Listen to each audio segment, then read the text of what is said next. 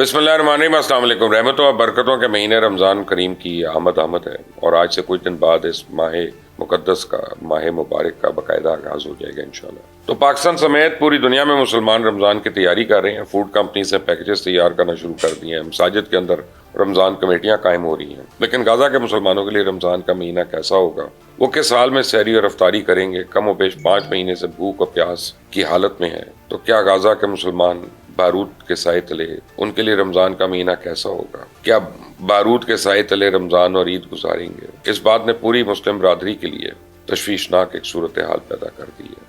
غزہ اس وقت تک پوری طرح زمین بوس ہو چکا ہے، اور کوئی عمارت نہیں بچی، کوئی اسکول، کوئی یونیورسٹی، کوئی کالج، کوئی اسپتال، کوئی ڈپارٹمنٹل سٹور، کچھ نہیں بچا۔ زندگی کی جتنی بھی ضروریات ہیں وہ سب چھین لی گئی ہیں ان سے۔ اب تو غزہ کی جو آب و ہوا ہے اس کے اندر بھی آکسیجن سے زیادہ بارود اور فاسفورس ہے۔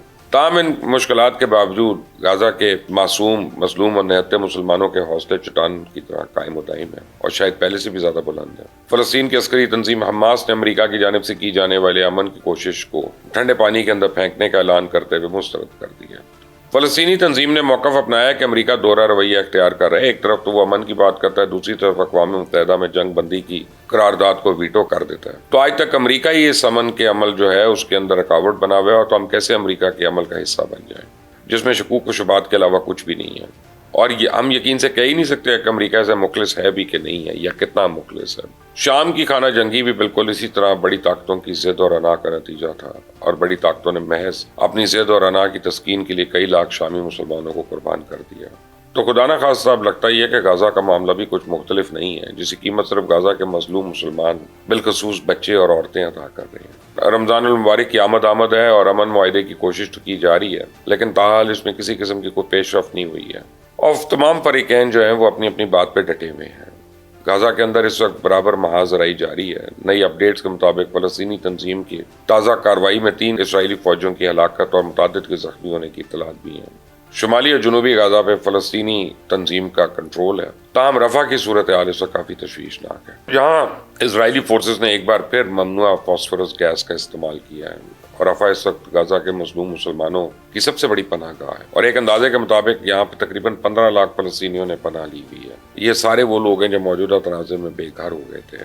تو غزہ میں اب معصوم فلسطینیوں کے اموات پہ دورہ معیار رکھنے والے ایران کے سپریم لیڈر آیت اللہ خامنئی نے مغربی رہنماؤں کو خون کے پیاسے بھیڑیے قرار دیا۔ ایک تقریب سے خطاب میں آیت اللہ خامنئی نے کہا کہ انسانی حقوق کے علمبردار اور مغرب نے فلسطینیوں کے اموات پہ اور شہادتوں پہ آنکھیں بند کر رکھی ہیں۔ انہوں نے کہا کہ امریکہ نے غزہ میں بمباری بند کرنے کی قرارداد کو ڈٹائی سے ویٹو کر دیا۔ مغربی رہنما اوپر سے مہربان ہے، لیکن اندر سے خون کے پیاسے بھیڑیے ہیں۔ علماء رمضان میں مسلمانوں کے لیے مسجد اقصی میں داخلے پر پابندی کے اسرائیلی منصوبے پر حماس نے اسرائیل کو سنگین نتائج سے خبردار کیا۔ دوسری جانب یرغمالیوں کی رہائی سے متعلق مذاکرات کے حوالے سے اسرائیلی میڈیا کا کہنا ہے کہ پیرس میں ہونے والی بات چیت میں 40 یرغمالیوں کی رہائی کے بدلے غزہ جنگ میں 6 ہفتوں کے وقفے اور سینکڑوں فلسطینی قیدیوں کی رہائی کا معاہدہ ہونے کا بھی امکان ہے۔ امریکہ ماہ رمضان کے آغاز سے پہلے ہی غزہ کے اندر جو ہے وہ ایک پیس ٹریٹی کروانا چاہتا ہے، لیکن اس کی کوئی گارنٹی نہیں ہے، کیونکہ حماس کی قیادت اس امریکہ اور امریکہ کے تمام جتنے بھی منصوبے ہیں ان کے اوپر شک و شکوک کا اظہار کر چکی ہے۔ امریکہ اور اسرائیل، مصر، قطر، ان کے نمائندوں کی ملاقات تو ہوئی ہے۔ پیرس مذاکرات میں یرغمالیوں کی رہائی سے متعلق بات چیت میں اہم پیش رفت بھی ہوئی ہے۔ اب اسرائیلی وفد جو ہے وہ پیرس مذاکرات کی تفصیل جو ہے اپنی کیبنٹ کے آگے بھی پیش کرے گا۔ یہ یاد رہے کہ 7 اکتوبر سے اب تک غزہ میں جاری اسرائیلی جارحیت سلے میں ابھی تک تقریباً 29,606 معصوم فلسطینی شہید ہو چکے ہیں، جبکہ تقریباً 70,000 سے زیادہ زخمی ہو چکے ہیں۔ زخمی اور شہید ہونے والوں میں نصف سے زیادہ تعداد صرف بچوں اور خواتین پر مشتمل ہے۔ تو اب ان مذاکرات اور امن کی امریکی کوششوں کی اوقات یہ ہے کہ ایک طرف تو اسرائیل اور امریکہ امن کوششوں کا جھانسا دیتے ہیں، اور دوسری طرف فلسطینی زمینوں پر قبضے کا ایک بڑا منصوبہ بھی سامنے آ گیا۔ امریکہ نے مغربی کنارے میں یہودی آباد کاریوں کے نئے متنازع منصوبے کا اعلان کیا۔ اسرائیل مغربی کنارے پہ مزید 3,000 گھر بنائے گا، جس سے مزید کئی ہزار فلسطینی خاندان جو ہیں وہ بے گھر ہو جائیں گے۔ تاہم آباد کاری سے متعلق متنازع اسرائیلی منصوبے پہ امریکہ نے مایوسی کا اظہار کیا۔ مایوسی اور مذمت محض ایک دکھاوا ہے۔ ہر اس منصوبے کی امریکہ کی حمایت ہوتی ہے، کیونکہ امریکہ کا مشرق وسطیٰ میں سب سے مضبوط اتحادی جو ہے وہ تو اسرائیل ہے، اور وہ کسی بھی صورت نہیں چاہے گا کہ اسے کسی قسم کا نقصان پہنچے یا وہ کہیں سے بھی کمزور ہو۔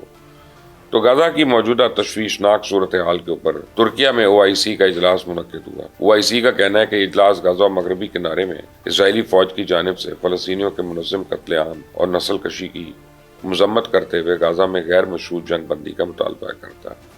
اجلاس میں تو بڑی باتیں ہوئی، ان کا اسرائیلی منظم مہم جو ہے وہ قابل مذمت ہے اور اسرائیل اپنے اقدامات کو چھپانے کے لیے گمراہی کر رہا ہے۔ OIC کا کہنا ہے کہ مشرقی بیت القدس کے ساتھ فلسطینی ریاست کا قیام اور فلسطینی کے حقوق کو تسلیم کرنا ہی خطے میں امن کا واحد راستہ ہے، اور سچ کی آوازوں کو دبانے کے لیے فلسطینی صحافیوں کو نشانہ بنانا وہ بھی قابل مذمت ہے۔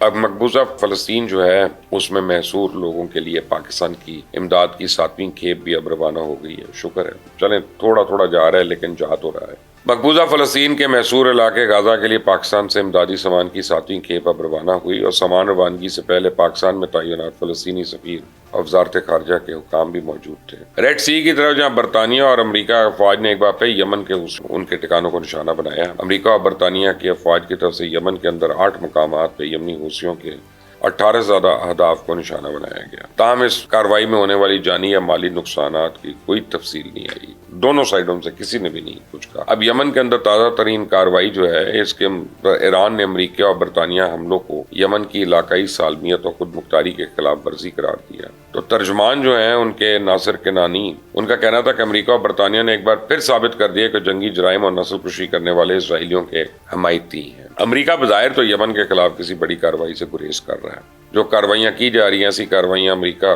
پچھلے کافی عرصے سے کئی ممالک کے خلاف کرتا آیا، جس کا مقصد بیسیکلی پریشر ٹیکٹکس ہوتا ہے۔ تو امریکہ اگر سمندری تجارتی گزرگاہ کی حفاظت کے لیے آیا تھا تو اس میں بری طرح ابھی تک تو ناکام ہے، کیونکہ اس علاقے میں اس وقت تجارتی جہازوں کے ساتھ ساتھ امریکی اور برطانوی افواج کے جو بحری بیڑے ہیں ان کو بھی نشانہ بنایا جا رہا ہے۔ لیکن محسوس یہ ہو رہا ہے کہ اب فریقین جو ہیں وہ اس میں تھک رہے ہیں اور آہستہ آہستہ اس تنازع سے اپنی جان چھڑانا چاہتے ہیں۔ حالیہ دنوں میں اسرائیلی فورسز کی جانب سے خطے میں کوئی بڑی کارروائی دیکھنے میں نہیں آئی ہے، نہ ہی حزب اللہ نے اسرائیل کے خلاف کوئی بڑی کارروائی کا بیان بھی جاری کیا ہے۔ اس سے محسوس ہوتا ہے کہ فلسطین کی حمایتی گروپ اور آہستہ آہستہ خاموش ہوتے جا رہے ہیں، جیسے کہ ماضی میں بھی ہوتا ہے۔ تاہم اسرائیل اور امریکہ ابھی تک ایکٹیو ہیں اور برابر اپنی کارروائیاں رکھے ہوئے ہیں، بلکہ اسرائیل اپنی کارروائیوں کو مزید وسیع بھی کر رہا ہے، اور مغربی کنارے میں یہودی بستیوں کے تعمیر کے نئے منصوبے نے اب اسرائیلی سوچ اور نظریے کی پوری طرح عکاسی کر دی ہے، اس کو بے نقاب کر دیا۔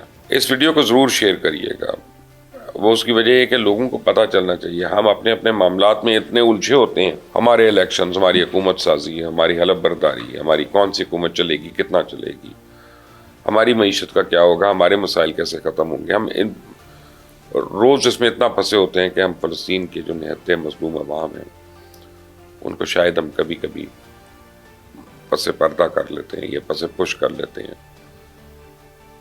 بہت دل توڑنے والی بات ہے لیکن ہوتا ہے۔